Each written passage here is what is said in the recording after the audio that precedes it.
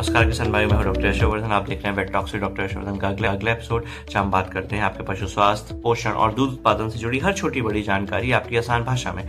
दोस्तों, आज का जो हमारा विषय है वो है गाय या भैंस की जेड़ नहीं गिरना, या फिर हम कह देते हैं ब्याने के बाद गाय भैंस से झिल्ली लटकती है। इसे हम वैज्ञानिक रूप से रिटेंशन ऑफ प्लेसेंटा का केस भी कहते हैं। तो आज हम इस विषय पे बात करेंगे। लगभग देखिए, हर किसान भाइयों ने अपने जानवर में एक समस्या जरूर देखी होगी। ब्याने के जस्ट बाद गाय या भैंस से जानवर तो पूरी तरीके से सही हो जाता है, उसका बच्चा सही हो जाता है, लेकिन झिल्ली या फिर जेर जो होती है वो बाहर नहीं गिरती है और फंस ही जाती है। तो आमतौर पर जब पशु बच्चा देता है तो ऐसा होता है कि झिल्ली या जेर कुछ समय बाद अपने आप निकल जाती है या फिर कुछ घंटों के भीतर गिर जाती है। लेकिन अक्सर ऐसा भी देखा जाता है कि यदि 12 घंटे से ज्यादा झिल्ली या जेर नहीं गिरी तो इसे हम चिकित्सीय रूप से रिटेंशन ऑफ प्लेसेंटा का केस कहते हैं। तो किसान इसमें क्या देखता है? अक्सर किसान जब सुबह उठकर देखता है तो कहता है कि जानवर ने पशु को जन्म रात में तो दिया था और बच्चा भी ठीक है, माँ भी ठीक है, लेकिन पशु के पीछे से झिल्ली लटक रही है। तो फिर चिंता का विषय शुरू होता है और कई बार हड़बड़ा के किसान क्या करता है, इस झिल्ली को या जेर को खुद खींच देता है ताकत लगा के, जो कि सबसे बड़ी गलती साबित हो सकती है। अब हमें समझना होगा कि इस जेर के बाहर ना आने के मुख्य कारण क्या हो सकते हैं। सबसे पहले समझना होगा कि ऐसा क्यों होता है। देखिए, सबसे सामान्य स्थितियों में सामान्य कारणों में ऐसा देखा गया है कि जानवर में पोषण की कमी है। अगर गर्भावस्था के आखिरी महीनों में आपने पशु को संतुलित आहार नहीं दिया है तो वो कमजोर रहता है, खासतौर पर विटामिन, मिनरल और प्रोटीन की कमी के कारण ये बहुत देखा जाता है। इसके अलावा मिनरल में कैल्शियम की कमी बहुत जरूरी है। कैल्शियम शरीर की मांसपेशियों के काम करने के लिए जरूरी होता है। जब कैल्शियम की कमी होती है तो गर्भाशय की मांसपेशियां कमजोर हो जाती हैं, जिससे झिल्ली को बाहर निकालने में कठिनाई होती है। और ऐसा भी देखा गया है, जो भी कठिन प्रसव होते हैं यानी कि बच्चा देने में जब दिक्कतें आती हैं, समय ज्यादा लगता है, प्रसव कठिन होता है, तो फिर झिल्ली अटकने की संभावना बहुत हद तक बढ़ जाती है। अब एक आम किसान गलती क्या कर देता है? कई किसान सोचते हैं कि यदि नहीं निकल रही है तो हम जेर को खींच के निकाल देते हैं, लेकिन ऐसा करने से आपका जो गर्भाशय है उसको बहुत अच्छा नुकसान हो सकता है, अंदर संक्रमण फैल सकता है और पशु में हो सकता है परमानेंट बांझ या फिर रिपीट ब्रीडिंग की कंडीशन आ सकती है। इसलिए सबसे जरूरी बात जो हमारे किसान भाइयों को ध्यान रखनी है, झिल्ली को आप कभी भी जबरदस्ती नहीं खींचे।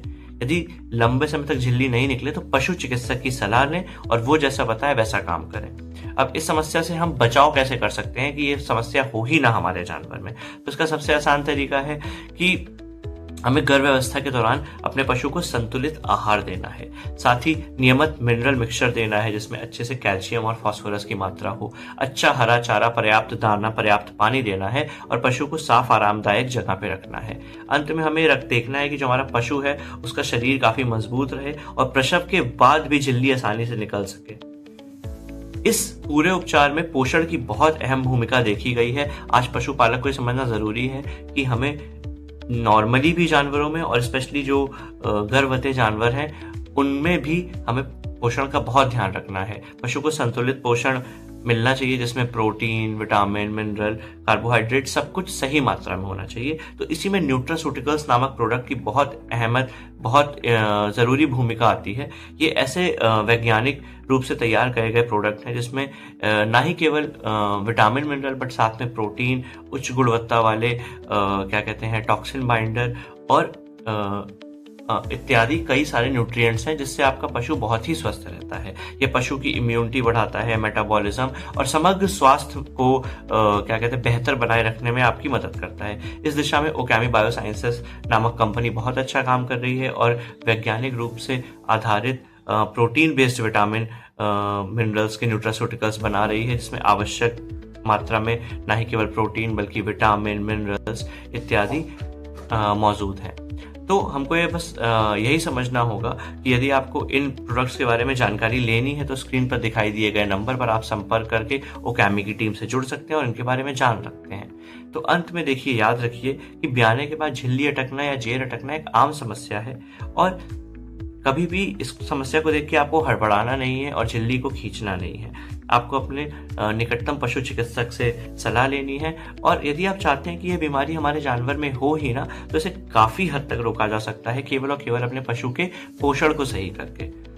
तो अगर हम अपने जानवर का पोषण सही रखेंगे गर्भावस्था में, तो ये बीमारी होने के जो चांसेस हैं वो कम से कम रहेंगे। देखिए, अंत में स्वस्थ पशु ही किसान की असली पूंजी है। मैं हूँ डॉक्टर यशोवर्धन। फिर मिलेंगे वेट टॉक्स के अगले एपिसोड में। तब तक आप अपने पशु और अपने परिवार का ध्यान रखिए। धन्यवाद आपका।